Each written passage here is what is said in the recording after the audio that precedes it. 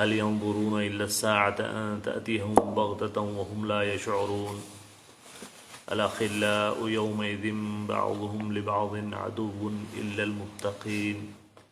يا عباد لا خوف عليكم اليوم ولا أنتم تحزنون۔ سورہ الزخرف کی آیت نمبر 66 سے آج کی گفتگو کا آغاز ہوتا ہے۔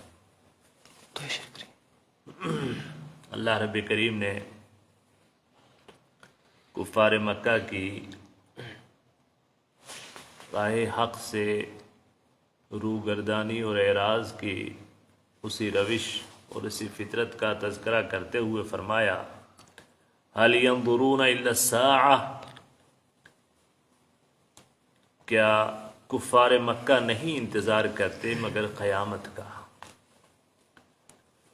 ان تأتیہم بغتۃ، کہ وہ ان کے پاس آئے اچانک، وہم لا یشعرون، اور اسے انہیں اس کا شعور بھی نہ ہو، یعنی جس روش پر وہ چل رہے ہیں اس کا انجام انہیں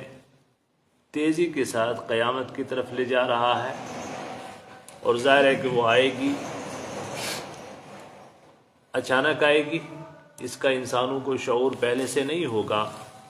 اور گویا وہ جو مہلت انسان کو زندگی میں دی گئی ہے اس مہلت کا اختتام ہو جائے گا۔ اب ایک وہ قیامت کے جو بڑا حادثہ قیامت کا ہوگا، اور اس اعتبار سے بھی پوری انسانیت اپنی غفلت کے آخری انجام کو پہنچے گی، اور ایک انفرادی طور پر ہر شخص کے اوپر قیامت طاری ہوتی ہے، من مات فقد قامت قیامتہ۔ اگر کوئی یہ سمجھے کہ صاحب قیامت بہت بعد میں آنے والی ہے، شاید ہمارے پوتوں پڑ پوتوں اور بعد کی نسلوں کو اس کا سامنا کرنا پڑے،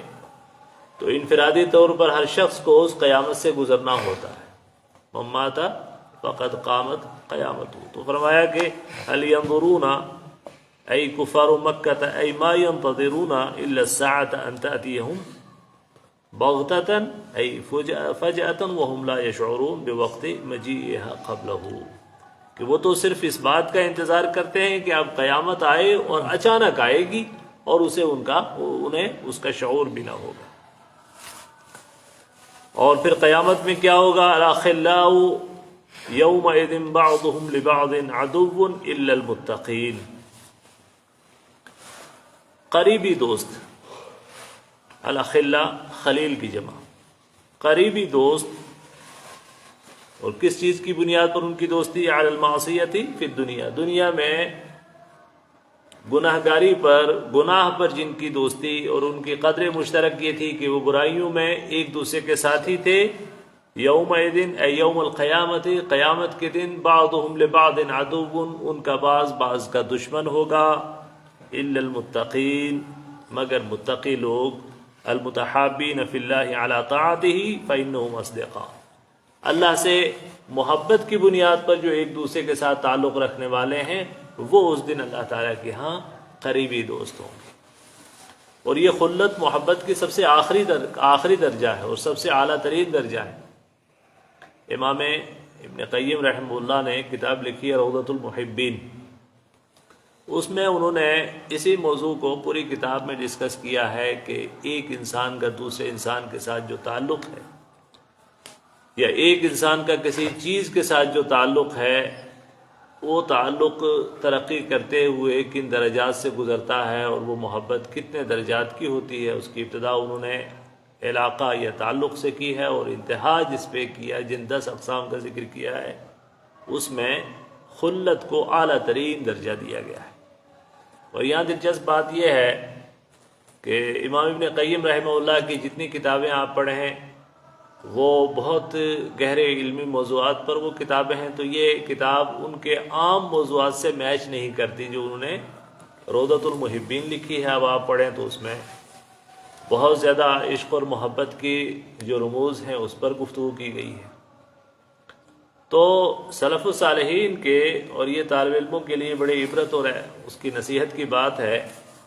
کہ سلف الصالحین کے کاموں میں اللہ تعالیٰ نے اتنی برکت دی ہوئی تھی، ان کی زندگی میں اتنی برکت تھی، اور وہ مقاصد کے اعتبار سے اتنے کلیئر تھے کہ وہ اپنے وقت کا ایک لمحہ ضائع کرنا بھی درست نہیں سمجھتے تھے۔ اب اس میں ہوتا یہ تھا کہ کسی بڑے علمی پروجیکٹ پہ اگر وہ لگے ہیں اور بڑی کوئی کتاب انہوں نے لکھی، اب ظاہر ہے کئی جلدوں کی ان کی کتابیں ہیں، اور اتنی بڑی کتابیں ہیں کہ ان کتابوں کی تحقیق پر درجنوں لوگوں کو پی ایچ ڈی تفویض ہوتی ہے۔ اب کوئی کتاب 10 20 30 جلدوں کی ہے، اور پتہ چلا کہ ایک صاحب پی ایچ ڈی کر رہے ہیں، اس کے صفحہ نمبر اتنے سے لے کے صفحہ نمبر اتنے تک اس کے متن کی تحقیق، اور اس کے بعد اس کی تخریج، اور اس پہ ساری محنت ہو رہی ہے، اور انہیں ڈاکٹریٹ جو تعلیمی دنیا کا سب سے اعلیٰ ترین اعزاز ہے وہ ملتا ہے ان کی کتاب کے 100ویں حصے پر۔ تو یہ تھی ان کی محنتیں، اور کس قدر جو ہے انہوں نے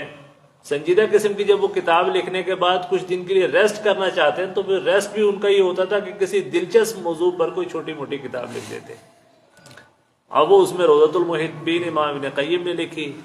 امام ابن جوزی کی بہت بڑی، اور ظاہر ہے ابن جوزی ہماری تاریخ کے سب سے بڑے خطیب بھی ہیں اور سب سے بڑے واعظ بھی ہیں اور مصنف بھی ہیں، تو انہوں نے کیا کیا ہے کہ کتاب الحمقاء والمغفلین وہ انہوں نے لکھ دی، اور دوسری سید الخاطر۔ اور سید الخاطر کیا ہے؟ خاطر کہتے ہیں خواطر، اس کے لفظ نا دل میں آنے والا کوئی خیال۔ اب وہ ایک طرح سے ان کے تکیے کے پاس ایک ڈائری پڑی رہتی تھی، جب کوئی دل میں کوئی بات آئی تو وہ انہوں نے وہاں پہ لکھ دی۔ اب وہی ایک کتاب بن گئی، اور بہت اہم کتاب ہے، دلچسپ کتاب ہے۔ اسی طریقے سے ابن حزم المحلہ جیسی عظیم موسوعی کتاب انہوں نے لکھی، تو ان کو بھی جب تھوڑا سا ریسٹ کرنا ہوا تو خاموش نہیں بیٹھے بلکہ توق الحمامہ لکھی۔ تو اس طرح کی یہ سلف الصالحین کی بعض کتابیں جو ان کے عام اسلوب سے میچ نہیں کرتی، جن پہ تعجب ہوتا ہے کہ یہ کیا لکھا گیا، تو وہ بھی دراصل ان کے لیے ایک ریسٹ کا ایک موقع تھا، اور اس میں بھی ریسٹ انہوں نے ایسا کیا کہ خاموشی سے نہیں بیٹھے بلکہ۔ اور یہی ہے کہ آپ کو اور دلچسپ بات بتاؤں کہ جو مختصر ترین جو متون ہیں حدیث کے، ان میں سب سے مفید اور سب سے مشہور جو کتاب ہے وہ بلوغ المرام ہے۔ مدارس میں جب علم حدیث کی تعلیم بچے پڑھتے ہیں تدریجی طور پر درس نظامی میں، تو یہی وہ متن ہے کہ جس سے عام طور پر ابتدا کی جاتی ہے۔ عرب دنیا میں عام طور پر دوسری کتابیں جو ہے عمدۃ الاحکام وغیرہ پڑھی جاتی ہے، جبکہ ہمارے ہاں زیادہ بلوغ المرام پڑھی جاتی ہے۔ تو بلوغ المرام بھی کوئی باضابطہ کوئی تصنیفی منصوبے کے تحت لکھی گئی کتاب نہیں ہے۔ امام ابن حجر عسقلانی رحمہ اللہ نے اپنی بیٹی کی شادی کے موقع پر اپنی بیٹی کو بطور جہیز یہ کتاب لکھ کر دی تھی کہ بھئی اس میں احادیث بھی اسی اعتبار سے جمع کر لی انہوں نے کہ فقہی ترتیب کے اعتبار سے کہ بھی یہ بچی کے لیے ایک سمجھ لیجئے اس کی زندگی کا سب سے بڑا اثاثہ ہوگا کہ وہ احادیث کا یہ مجموعہ اس کے پاس رہے گا، اور وہ اس نیت سے صرف بیٹی کے لیے انہوں نے کتاب لکھی، اور قیامت تک کے لیے اس کتاب کو ایک قبولیت تامہ اللہ تعالیٰ نے عطا فرمائی۔ تو اس سے پتہ چلتا ہے کہ وقت کی قدر کرنے والوں کے وقت میں کی قدر اللہ تعالیٰ کرواتا ہے، تو اور ان کے کام کی قدر ہوتی ہے۔ تو بات چل رہی تھی خلت سے، تو خلت محبت کا اور تعلق کا اعلیٰ ترین درجہ ہے، اور اللہ کے رسول صلی اللہ علیہ وسلم نے اس عظیم مقام سے اللہ اتخذ اللہ ابراہیم خلیلا، اللہ تعالیٰ نے حضرت ابراہیم کو اپنا خلیل بنایا، گہرا دوست بنایا، اور محمد رسول اللہ صلی اللہ علیہ وسلم نے بھی فرمایا کہ اگر میں اپنے امتیوں میں سے اپنے صحابہ میں سے کسی کو اپنا خلیل بناتا تو ابو بکر کو خلیل بناتا، لیکن میری خلت اللہ تعالیٰ کے ساتھ ہے۔ تو ظاہر ہے کہ عام طور پر خلت جو ہے وہ مثبت معنوں میں کی جانے والی محبت کو کہا جاتا ہے، جو ایکسٹریم محبت مثبت معنی میں، اور منفی معنی میں جو ایکسٹریم محبت ہوتی ہے اسے عشق کہا جاتا ہے۔ اور اسی لیے اس لفظ کو علماء سلف نے اور صحیح العقیدہ راسخ فی العلم علماء نے اس لفظ کا استعمال اللہ تعالیٰ کی ذات کے لیے، یہ محمد رسول اللہ صلی اللہ علیہ وسلم کی ذات کے لیے لفظ عشق کا استعمال پسند نہیں کیا ہے۔ تو لیکن یہاں پر اس آیت سے یہ بھی پتہ چلتا ہے کہ خلت اہل ایمان کی بھی آپس میں ہو سکتی ہے اور اہل کفر کی بھی آپس میں ہو سکتی ہے، اس درجے کی محبت۔ فرمایا الاخلاء یومئذ بعضهم لبعض عدو، گہرے دوست اس دن قیامت کے دن بعض کے دشمن ہوں گے الا المتقین. اب دشمنیاں ان کی ظاہر ہے قرآن کریم میں جگہ جگہ ان دشمنیوں کا اظہار ہوگا، اور قرآن میں تذکرہ کیا ہے کہ وہ جب ایک دوسرے کو وہاں قیامت کی جب ہولناکیاں دیکھیں گے تو ایک دوسرے کو اپنی گمراہی کا ذمہ دار قرار دیں گے، ایک دوسرے کو اپنی گمراہی کا ذمہ دار قرار دیں گے. اب یہاں پر بھی آپ یہ نقشہ آپ دنیا میں بھی دیکھ سکتے ہیں. یہاں پر آپ کا اگر صالحیت اور تقوی کی بنیاد پر ایک دوسرے کے ساتھ دوستی اور دشمنی ہے اور دوستی ہے، اور اس بنیاد پر اگر آپ کو کسی آزمائش سے گزرنا پڑتا ہے تو کبھی بھی اپنے دوست سے آپ لا تعلقی کا اظہار نہیں کرتے. دینی دوست سے دنیا کی زندگی میں بھی اگر آپ کو آزمائش کا سامنا کرنا پڑا ہے، کسی تکلیف کا سامنا کرنا پڑ رہا ہے، تو آپ اس سے لا تعلقی کا اظہار نہیں کر سکتے. لیکن برائی کی جو ساتھی ہیں وہ فوراً ایک دوسرے سے لا تعلقی کا اظہار کرتے ہیں. کوئی نشے کے ساتھی ہیں، پولیس کے 2 تھپڑ پڑے تو فوراً ہی وہ ایک دوسرے پر بک دیں گے. کوئی اللہ نہ کرے قتل کے ساتھی ہیں تو وہ ایک دوسرے پر فوراً جو ہے ایک دوسرے کے خلاف بک دیں گے. یا کچھ اور مسئلہ ہوا تو وہ ظاہر ہے کہ وہ دشمنی، وہ دوستی کیا ہے، ہوائے نفس کی بنیاد پر ہے، خواہشات نفس کی بنیاد پر ہے. تو اس میں نہ تو تقدس ہے اور نہ وفاداری ہے. اور دین کی بنیاد پر جو دوستیاں ہیں ان میں تقدس بھی ہے اور وفاداری بھی ہے. تو یہ چیز ہے کہ فرمایا کہ الا المتقین، مگر متقی، ان کی جو محبت ہے وہ دنیا میں بھی ہے. اور محبت کی کا ایک معمولی سا مظہر ہوتا ہے کہ ہم آپ کو سلام کہیں اور تھوڑا سا اور آگے بڑھیں، مصافحہ کر لیں. تو اللہ کے رسول صلی اللہ علیہ وسلم نے فرمایا کہ ما من مسلمین تلاقیا ثم سلم ثم تصافحا الا غفر لهما ما تقدم من ذنبهما، کہ 2 مسلمان جب آپس میں ایک دوسرے سے ملتے ہیں اور ان کو ایک دوسرے کو سلام کرتے ہیں اور ایک دوسرے کے ساتھ مصافحہ کرتے ہیں، ان کے گناہ معاف ہوتے ہیں. تو گویا یہ محبت اور یہ تعلق جو خیر کی بنیاد پر، اچھائی کی بنیاد پر قائم کیا جائے، اس کی فوائد دنیا میں ہی شروع ہو جاتے ہیں اور قیامت کے دن بھی وہ فوائد ہوں گے. چونکہ یہ دوستی دین کی طرف ہے تو صاحب ہوگا آپ کا دوست آپ کو نیکی کی طرف کھینچنے والا ہے. یا عباد لا خوف علیکم اليوم ولا انتم تحزنون. اور وہ جو المتقین کے بارے میں فرمایا، اے میرے بندو، کیا ہے ان سے کہا جائے گا کہ اے میرے بندو لا خوف علیکم اليوم ولا انتم تحزنون، آج تمہارے لیے نہ تو کوئی خوف ہے اور نہ کوئی حزن ہے. اور خوف اور حزن میں فرق تو آپ نے سنا کئی بار کہ خوف جو ہے پیش آمدہ مسئلے کے لیے ہوتا ہے، جو پیش آنے والا مسئلہ ہے اور جس چیز کا خدشہ آدمی اپنے دل میں محسوس کرتا ہے اس کا خوف ہوتا ہے کہ پتہ نہیں کیا ہوگا. اور حزن ہوتا ہے علامات جو گزر چکا اور جو نقصانات یا جو تکلیفیں گزر چکی ان کی بنیاد پر حزن ہوتا ہے. تو اہل اللہ کو اور متقین کے لیے قیامت کے دن نہ خوف ہوگا نہ حزن ہوگا. کیونکہ حزن کس بات پر، دنیا میں اگر کوئی تکلیف بھی برداشت کیا تو اس کا انعام اربہا درجہ اور گنا زیادہ مل رہا ہے. اور حدیث میں آتا ہے کہ دنیا کی زندگی میں سب سے زیادہ تکلیف اٹھانے والا شخص بھی جب قیامت کے دن اللہ کی رحمتوں کا ایک ہلکا سا جھونکا اسے ملے گا تو وہ قسم کھا کے کہے گا کہ میں نے تو زندگی میں کوئی ایک تکلیف بھی نہیں دیکھی. تو حزن کس بات کا اور خوف کس بات کا کہ جب اللہ تعالیٰ کی رحمتوں کا نزول ہو رہا ہے اور جنت میں داخلے کے پروانے مل رہے ہیں اور سیدھے ہاتھ میں نامہ اعمال مل رہا ہے. تو یا عباد لا خوف علیکم اليوم ولا انتم تحزنون الذین آمنوا بآیاتنا وکانوا مسلمین. اور پھر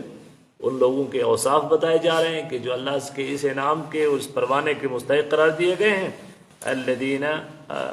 الذین آمنوا، کہ وہ لوگ جو ایمان لائے بآیاتنا، ہماری آیات کے ساتھ یعنی قرآن کے ساتھ،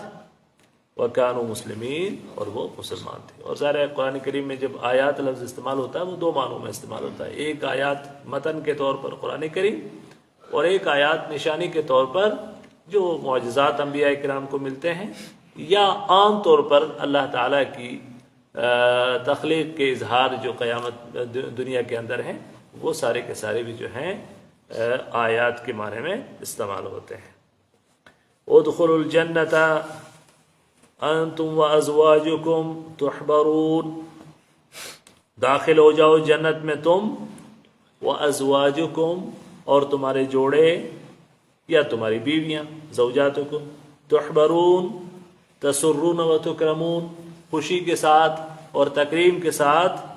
خوشی خوشی تم جنت میں حشاش بشاش تم جنت کے اندر داخل ہو جاؤ۔ تحبرون کا ترجمہ خوشی کے ساتھ، حشاش بشاش فرحت اور مسرت کے ساتھ تم جنت میں داخل ہو جاؤ۔ اب یہ ازواجکم سے کیا مراد ہے؟ ازواجکم سے مراد بعض اہل علم نے کیا کہ تمہارے جوڑے کے اعتبار سے تم اور تمہارے ساتھی جو اچھائیوں میں ساتھی ہیں وہ بھی اس سے مراد ہے، اور ازواجکم سے تمہاری بیویاں دنیا کے اندر جو تمہاری نیک اور صالح رفیق تھی، تم اچھائی کے راستے پر، اور تمہاری بیویاں بھی تمہارے اس اچھائی کے راستے میں تمہاری ممد اور معاون، تم اطاعت کے راستے پر اور تمہاری اطاعت کے راستے پر تمہارا تعاون کرنے والے۔ اور حدیث میں آتا ہے کہ اللہ کو اس جوڑے سے بہت محبت ہے کہ جس میں شوہر اگر وقت پہ جاگ جاتا ہے تو پانی کا چھینٹا دے کے اپنی بیوی کو جگاتا ہے، اور بیوی پہلے جاگ جاتی ہے تو اپنے شوہر کو چھینٹا دے کر جگاتی ہے اور اللہ کی اطاعت کے لیے کھڑا کرتی ہے۔ تو اس طرح کے جوڑے فرمایا کہ یہ جوڑے جو ہے ان کو یہ بشارت ہوگی کہ تم جنت میں داخل ہو۔ اور ایک مفہوم محدث جو ہے مفسرین نے بیان کیا ہے کہ زوجات سے مراد اللہ نے ان کے لیے جو حوریں متعین کیے ہیں کہ بھی ٹھیک ہے یہ اپنے اپنے جوڑے لو اور جنت میں داخل ہو، تو یہ تینوں معنی اور مفہوم اپنی جگہ درست ہے۔ خیر کے اور اچھائی کے ساتھی بھی اس سے مراد ہیں، اور اس سے جو ہے دنیا کی جو نیک رفیق صالح بیویاں اور ان کے شوہر وہ بھی اس سے مراد ہیں، اور اللہ تعالیٰ نے ان کے لیے جو وہاں جوڑے متعین کیے ہوں گے وہ بھی اس سے مراد ہیں، اور ان کو یہ نوید سنائی جائے گی کہ ادخلوا الجنت انتم وازواجکم تحبرون یطاف علیہم بصحاف ای بقصاع من ذہب واکواب، کہ ان کے اوپر گردش میں لائے جائیں گے، یطاف طاف یطوف سے ان کے لیے گھمائے جائیں گے۔ اب ظاہر ہے کسی مجلس میں معزز لوگ ان کے پاس جب کوئی چیز پیش کی جاتی ہے تو ان کے سامنے اس طریقے سے پیش کرنے والا ایک ایک آدمی کے پاس انفرادی طور پر جاتا ہے اور اس کے سامنے پیش کیا جاتا ہے۔ ایسے قرآن کریم کے آیات کے اور ان کے الفاظ کا اعجاز دیکھیے کہ ہر لفظ سے کچھ نہ کچھ چھوٹا چھوٹا مفہوم نکلتا۔ اب ضیافت کے آداب میں ایک چیز ہے، حضرت ابراہیم علیہ السلام کا جو تذکرہ ہے، جب وہ قوم لوط کی تباہی کے لیے جو ہے فرشتے جب پہنچے تو حضرت ابراہیم علیہ السلام نے ان کے لیے کھانا پیش کیا، تو الفاظ ہیں فَقَرَّبَهُ إِلَيْهِمْ فَقَالَ أَلَا تَأْكُلُونَ، تو کھانا ان کے قریب کیا اور کہا کہ کیا تم کھاؤ گے نہیں؟ تو اب مسئلہ یہ ہے کہ گویا کھانا ان کے قریب کیا، تو اہل علم نے اس سے یہ استفادہ کیا ہے، استنباط کیا ہے کہ مہمان کی اور ضیافت کے آداب میں یہ ہے کہ مہمان جہاں بیٹھا ہو کھانا اس کے پاس پیش کیا جائے، نہ کہ اس کو کہا جائے جناب یہاں بیٹھیے ادھر آئیے کھانا کھائیے۔ کھانا جہاں وہ بیٹھا ہے کھانا اس کی خدمت میں وہاں پیش کیا جائے، یہ بھی ضیافت کی ایک باریکی ہے۔ اور یہاں پر بھی ایک اور باریکی آپ دیکھ لیجئے کہ ان کے پاس کھانے کو گھمایا جائے گا، نہ کہ اس کو کھانے کے ارد گرد گھمایا جائے گا۔ جیسے آج کل بوفے سسٹم ہے، اب بوفے سسٹم میں آپ کے ہاتھ میں پلیٹ دے دی گئی اور آپ گھوم گھوم کے جا کے جائے کھانا کھائیں، ٹھیک ہے وہ وقت کی ضرورت ہو سکتی ہے لیکن معیاری تہذیب گویا نہیں ہے۔ وہ کسی نے کہا ہے کہ نئی تہذیب کے ہم جو اسیر لگتے ہیں، نئی تہذیب کے ہم جو اسیر لگتے ہیں، رکابیاں ہاتھ میں لیے فقیر لگتے ہیں، رکابیاں ہاتھ میں لیے فقیر لگتے ہیں۔ تو فرمایا کہ یطاف علیہم بصحاف من ذہب واکواب، ان کے اوپر گھمائے جائیں گے سونے کی تشتریاں اور سونے کے پیالے، وفیہا ما تشتہیہ الانفس، اور اس میں ہے جس چیز کی اشتہا کریں انسانی نفس، وتلذ الاعین، اور لذت پائیں آنکھیں، وانتم فیہا خالدون، اور تم اس میں ہمیشہ رہو گے۔ اب آپ تصور کیجئے کہ سونے اور چاندی کے جہاں پہ تشتریاں ہیں صحاف اور اکواب کوب کی جمع، اور وہ پیالے بھی جو ہے وہ سونے اور چاندی کے ہیں، سونے کے ہیں،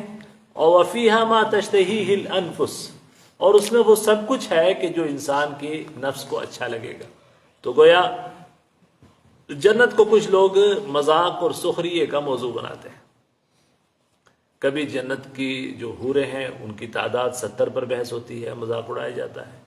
کبھی یہ ہے کہ غالب کہتا ہے کہ صاحب ہزاروں سال کی ہمیں حوری نہیں چاہیے، ہمیں تو جوان چاہیے، وہ کب سے تیار بیٹھی ہیں، ہمیں نہیں چاہیے، نعوذ باللہ من ذالک۔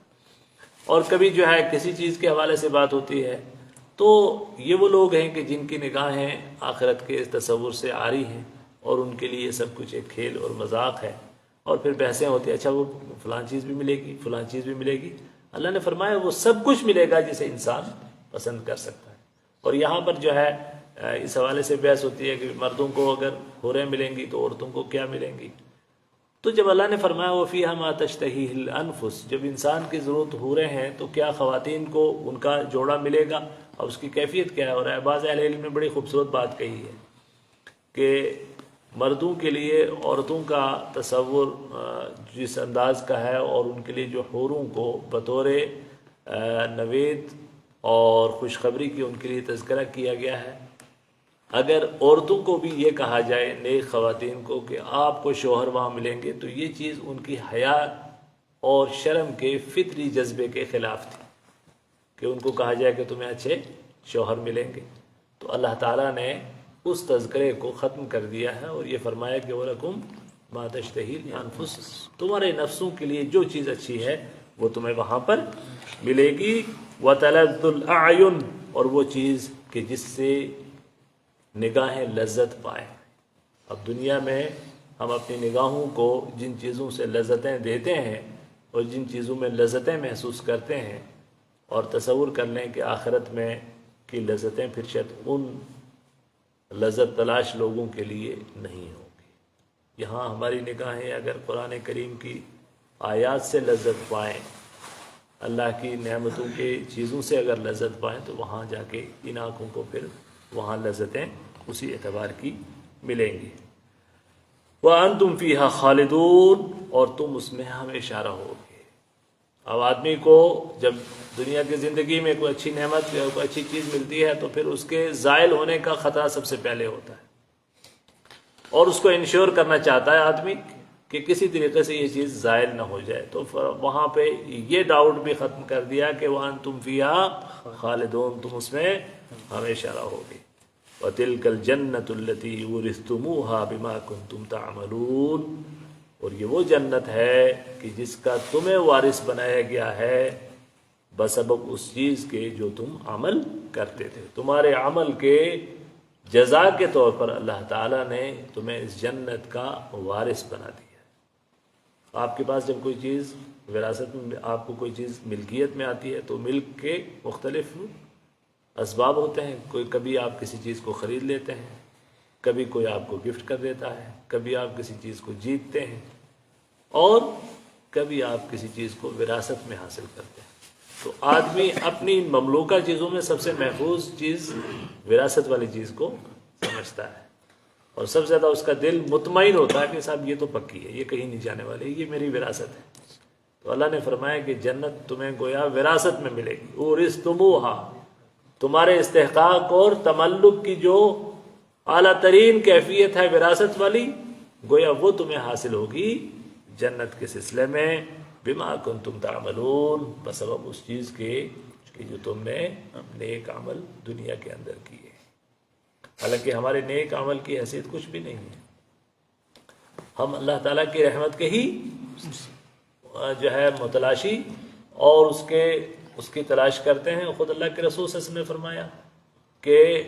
الا ان یتغمدنی اللہ برحمت، کہ میں بھی اپنے اعمال پر ہی تکیہ اور بھروسہ نہیں کرتا، بلکہ اللہ سے اس کی رحمت کا ہی سوال کر کے اسی کی امید اور توقع رکھتا ہوں۔ تو گویا ہمارے اعمال چاہے کتنے زیادہ ہی کیوں نہ ہوں، بہرحال ان میں کوتاہیاں اور کمیاں تو ہیں، اور اللہ تعالیٰ کی رحمت ہی ہے کہ جو اسے قبول کرتی ہے، اور اس کے درجے کے طور پر وہاں کچھ ملے گا۔ لیکن پھر بھی اللہ تعالیٰ کا یہ کرم ہے کہ وہ ہمارے ان اعمال کو، ان حقیر اعمال کو یہ درجہ دے رہا ہے کہ جنت جیسی چیز کے سلسلے میں فرمایا کہ یہ تمہارے اعمال کا نتیجہ ہے جو ہم آپ کو جنت کی صورت میں دے رہے ہیں اور اس کے ہم آپ کو وارث بنا رہے ہیں۔ سبحانک اللہم و بحمدک نشہد ان لا الہ الا انت نستغفرک